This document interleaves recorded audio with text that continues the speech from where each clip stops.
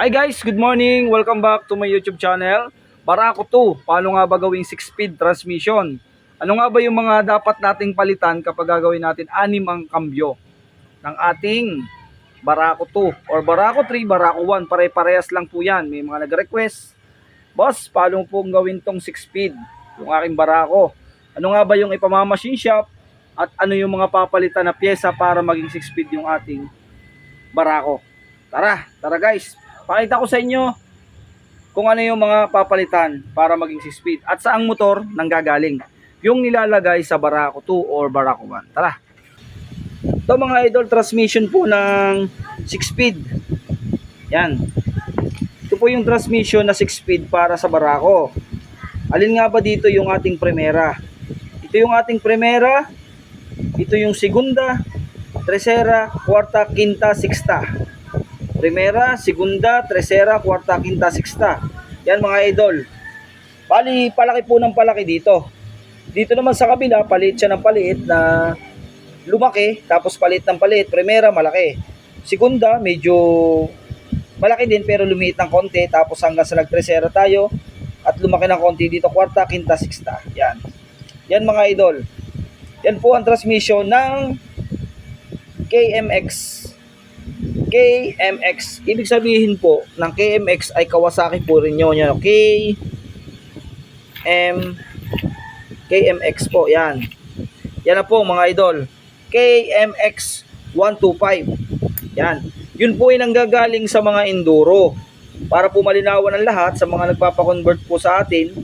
Kasi nga po gusto nila magpa-convert. Wala po tayong available na pyesa para sa ganong motor. Kaya po kung gusto niyo magpagawa, maghanap po kayo ng tinukoy ko na ganyan na enduro na 2-stroke KMX 125. Kaya po yung iba napakakulit, kala po ay may mga pyesa, wala po mga idol. At pag hindi na-replyan, nagagalit. Kaya po sinasabi ko na sa inyo, ang nagko-convert po niyan ay hindi basta-basta tayo nakakahanap ng pyesa dahil madalang naman po ang KMX 125 na enduro para sa ating Barako. Tapos isa pa, kung gusto niyo 5-speed Eliminator 150cc. Ang style po ng makina nun ay pang Barako din na di-starter, wala siyang kicker. 5-speed po yun po yung plug and play na wala na kayong babaguhin at isasalpak lang. Ito naman kay MX mga idol. Ang binabago lang dito sa para dito sa ating shifting drum, unang-una ay dito sa may kunyahan. Yan, mayroon tayo diyan kinakaltasan konti sa may kunyahan. May kinakaltasan po tayo dyan na konti dyan. Tapos dito, syempre sa lalagyan ng lock ito. Meron tayo dyan ginagarain dyan konti dito para kumasya yung kanyang special na washer. Yan, kasi po ang original ni KMX, iba po yung pinaka washer niya dyan. Tapos may spring pa dyan. Tinatanggal na po yan kasi mapapansin nyo po sa KMX ay circlip, sa Barako natin ay castle nut.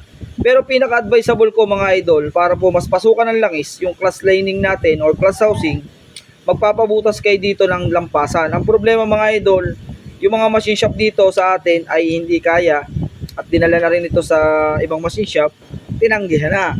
Kaya pinakamahirap nito, pag hindi talaga kayo nagpalagpo ng machine shop, hindi natin to magagawa ng ayos. Kagaya nito, pinabubutasan natin doon sa may-ari, wala siyang mapaghanapan ng machine shop para mabutasan to ng lampasan. Tinatanggihan ng machine shop. Yan, hindi natin alam kung bakit, pero tinatanggihan po ng machine shop tong trabaho. Yan, mga idol oh.